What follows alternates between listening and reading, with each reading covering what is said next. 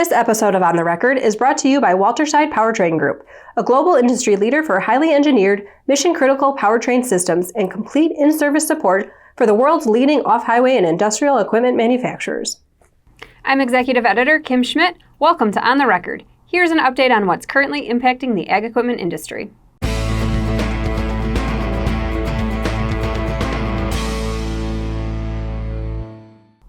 While dealer optimism about their business prospects for 2020 is down slightly from a year earlier, they still see opportunities for increased sales in the year ahead.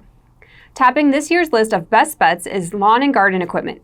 Nearly one-half of the dealers, 49%, responding to Ag Equipment Intelligence's 2020 Dealer Business Outlook and Trends survey ranked commercial and consumer products as their number one best bet for the new year. GPS and precision farming equipment jumped from number 4 in the dealers' ranking last year to number 2 for 2020's best bet list.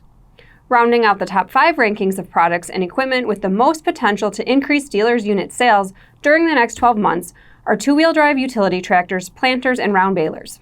At the same time, dealers are concerned with expected price hikes for new equipment in 2020. The increasing cost of new equipment topped the dealers' list of biggest concerns going into the new year.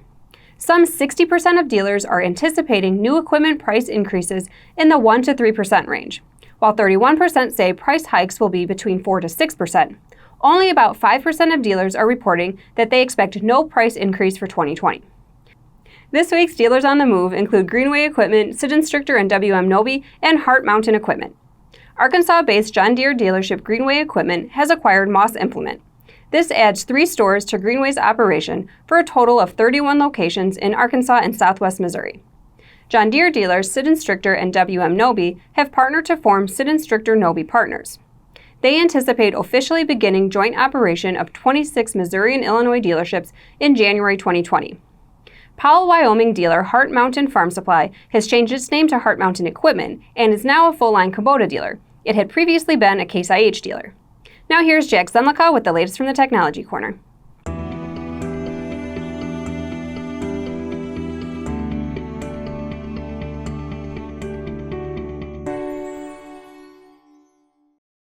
Thanks, Kim. Finding and retaining precision farming talent has long been a challenge for equipment dealers as many look to expand or evolve the scope of their business. While recent years have seen a slowdown in hiring plans, dealers plan to be more aggressive in adding precision specialists during the coming year.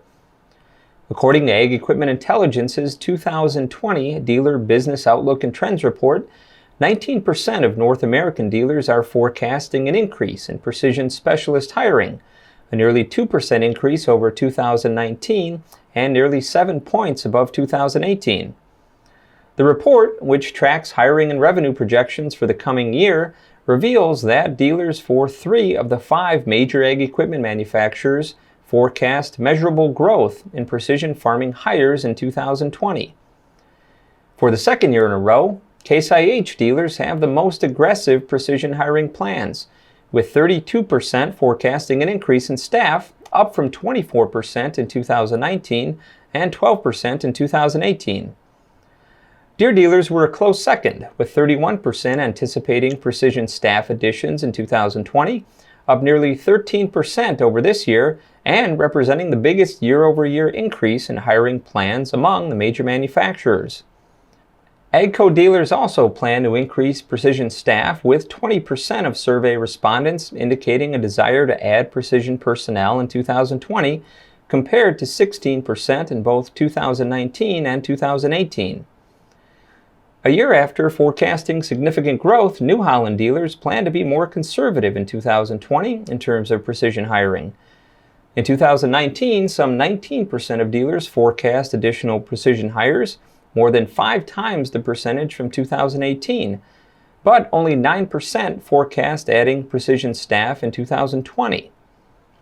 Among the major manufacturers, only New Holland dealers forecast a reduction in precision staff in 2020 by about 4%. And finally, Kubota dealers are also dramatically scaling back precision hiring plans in 2020, with none expecting to add staff. While the outlook represents a 10% decline from 2019, it's consistent with 2018, when none expected to hire additional precision specialists. Back to you, Kim. Thanks, Jack. While reporting overall weaker conditions across much of the 11th District, the Federal Reserve Bank of Dallas reports that farmland values held their own in the third quarter. According to the results of its third quarter agricultural survey, the Dallas Fed Bank said poor rainfall has led to extremely dry conditions, affecting crop yields, particularly corn, cotton, and wheat. Despite weak commodity prices, district irrigated cropland values picked up notably in the third quarter, while dryland values were stable and ranchland values declined moderately. According to bankers who responded in both this quarter and third quarter 2018, nominal cropland and ranchland values increased year over year in Texas, northern Louisiana, and southern New Mexico. The anticipated trend in farmland values index was flat for a fourth consecutive quarter, suggesting respondents expect farmland values to hold steady. The Credit Standards Index held steady at the elevated level, indicating further tightening of standards. U.S. animal protein supply growth had been expected to slow in 2019, but the impact of weather this year could mean growth in 2019 will match the 2.5% growth in supply seen in 2018, according to CoBank's quarterly U.S. Rural Economic Review for the fourth quarter. The impact of African swine fever is adding some extra cushion to the market as well. The ag equipment segment most likely to benefit from growth in animal protein are utility tractors in the 40 to 60 horsepower range. The first cases of African swine fever reported in China in August of last year, and it has since spread across Asia and Africa. It's also present in Eastern Europe. According to CoBank, the impact of ASF on global pork supplies is just starting to be felt in the U.S. animal protein sector. According to the report, while prices have ridden a roller coaster so far this year based on expectations, reality is now hitting. Trade volume is expanding and will begin to yield benefits to producers across the meat and poultry industries. The expanding trade volume, along with signing of important trade agreements this summer with Japan and Mexico, will also aid in improving the sluggish level of trade flows so far this year. The new trade deal with Japan also lifts hopes of renewed exports, particularly for U.S. beef and pork.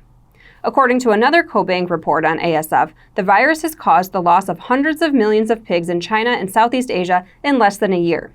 China and Southeast Asia are expected to have a massive shortfall in animal protein supply in 2019, 2020, and possibly for years to come. Will Sawyer, a lead economist with CoBank specializing in the protein sector, spoke to dealers at the Moving Iron Summit last week in Nashville. He says U.S. ag could be a big winner. African swine fever is a game changer, and it doesn't matter whether you are in the tractor business, in the corn business, in the banking business. African swine fever is the game changer that could very well make the next few years, very possibly a much better few years than what we've seen over the last few. According to Sawyer, the average Chinese consumer eats nearly 3 pounds of pork for every pound of chicken and beef. That means domestic producers of beef and chicken will struggle to fill the void. He says imports will play a big role in helping to keep animal protein available for China's 1.4 billion consumers. The U.S., closely followed by Brazil, is the largest exporter of animal protein in the world, accounting for about 1/4 of the 30 million tons of protein traded around the world every year. This puts the U.S. meat and poultry sectors in a strong position to be a major beneficiary as China and other Asian markets ramp up their imports of all proteins. But even with the 7 million tons of protein the U.S. exports each year, it can't keep pace with the supply gap caused by ASF. It remains to be seen how much farm equipment dealers and manufacturers stand to benefit, but with few bright spots in the ag economy, the potential for any market to grow is welcomed. Recent reports continue to leave the hemp market's potential in agriculture uncertain, with the industry seeing simultaneous rising acreage and falling biomass prices as harvest approaches. According to an annual survey from Vote Hemp, a nonprofit hemp advocacy group, 2019 saw considerable growth in planted U.S. hemp acreage compared to 2018. Over 16,000 grower licenses were issued across 34 states this year, and this translated to over 500,000 acres of farmland being approved for hemp cultivation. However, there's still a way to go before hemp is a common American crop. Vote Hemp reported lower planted hemp acres and forecasted lower harvested acres, owing to both farmers' lack of resources and general lack of experience. Vote Hemp estimates around 230,000 acres of hemp were planted this year, which is expected to translate to between 115,000 and 138,000 acres of hemp harvested. This represents a 47 to 76% increase over the 78,000 acres planted in 2018, but still just a drop in the bucket of total U.S. crop acreage. Growing pains, however, may soon be the least of hemp farmers' worries. According to a report from Hemp Today, a price crash is forecast to hit hemp biomass prices before many can sell this year's crop, which could severely damage hemp's attractive high yields per acre and kill the crop's popularity. Kush.com, an online cannabis marketplace, reports the average price per percentage point of 10% raw CBD material was $3.94 in July and is expected to drop as low as $2.30 when early hemp harvests come in, with the potential to sink even lower through the month. Kush.com estimates the U.S. market is growing 8 times more hemp for CBD than can be consumed by the market. Case Nobles, CEO of Kush.com, said that many farmers are standing firm on the price of their crop even as trading prices decline, potentially accelerating the speed of the crash. And now from the Implement and Tractor Archives. Everyone in agriculture knows that horsepower is a unit of measurement of power, or the rate at which work is done. But do you know how the measurement came about? According to Popular Science, in 1781, James Watt needed to convince skeptics to ditch their draft horses and buy his new steam engine.